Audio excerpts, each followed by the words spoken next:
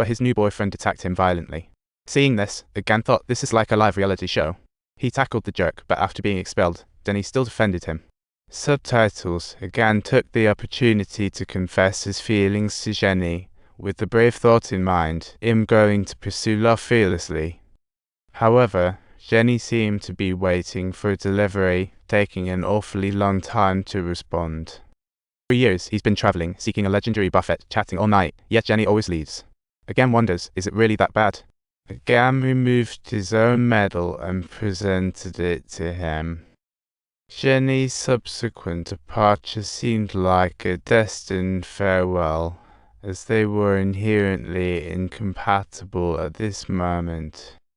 Jenny was one of the leading anti-war figures, while Gan was the war hero with medals which was like two planets destined to collide. Gan amazed injured vets with ping pong, represented the US vs China, and became a ping pong superstar. The media invited him to appear with John Lennon. After recording, Gan met Lieutenant Dan Fate's cruel trick. Now, Lieutenant Dan appears a homeless wanderer living on welfare, seeking booze and grumbling God didn't give extra cash. On Christmas Eve, Gan took him to a bar to celebrate New Year, sharing his pact with Bubba to shrimp by boat post-war. With Bubba gone, Gan's captain now, vowing to keep his word when rich. Dan thought, nice gig for a captain. Despite being forsaken by fate, Lieutenant Dan mocked Forrest, if you're captain, it'll be first mate. He even brought two girls to hang out with Gan, but they laughed at him being a fool. Upon hearing this, Lieutenant Dan got mad and snapped, a fool can still steer a ship. This totally ticked off Lieutenant Dan, and he kicked them out right away. Gan tried to help Dan, but he was flatly rejected. Even though Lieutenant Dan secretly hated Gan, he couldn't stand others picking on him. He didn't want to be called a dub, but to talk about a weird mindset. Just like I never thought of being called stupid. Happy New Year, it's a timely wish.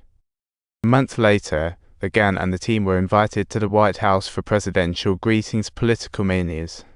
At the Watergate Hotel, Gan accidentally saw someone rummaging through a building across the street. What a window cleaning specialty.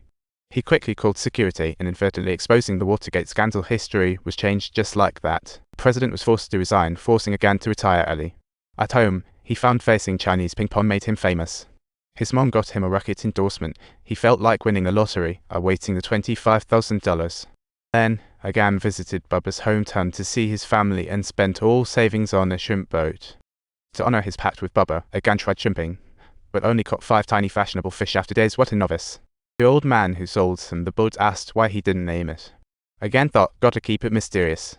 So Gan took a brush and wrote Jenny. But Jenny had already plunged into the abyss, her life dim wandering the path of darkness.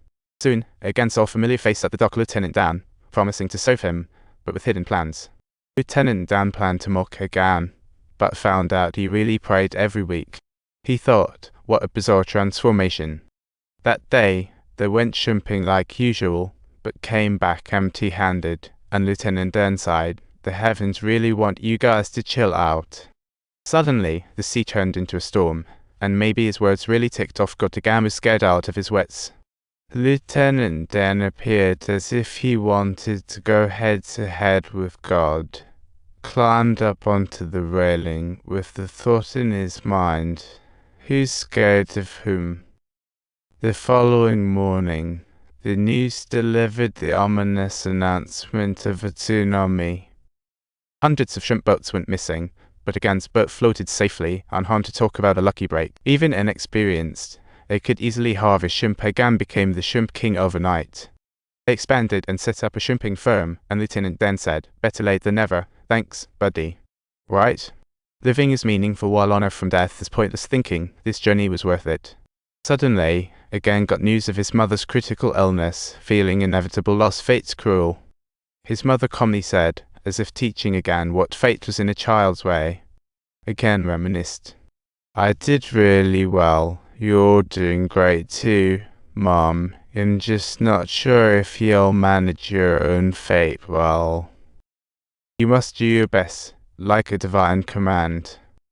This is my fate, Mom. You gotta find a way to make life work. Life is like a box of chocolates, filled with sweet and bitter moments. You never know what you'll get. Mom simply told Gan that life is like a party full of surprises. Don't miss out. Cherish the moment, enjoy each slice of life, because each moment brings a new surprise. Again experienced the sweetness of life. Lieutenant Dan helped him invest in a company with the money he earned.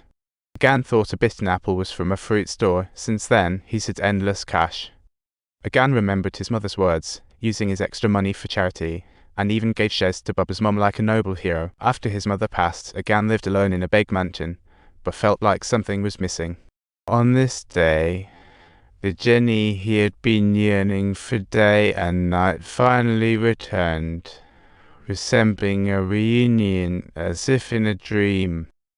She arrived at her childhood wooden house, terrible memories resurfacing, as if entering hell where her childhood was wrecked. But she felt powerless. Luckily, she still had Again standing by her side like a true novel hero. Jenny gave Again a pair of cool running shoes. Again decided to give Jenny a precious gift, marry me, and I'll be a great husband. Jenny, you will do it, Hans, but you won't marry me.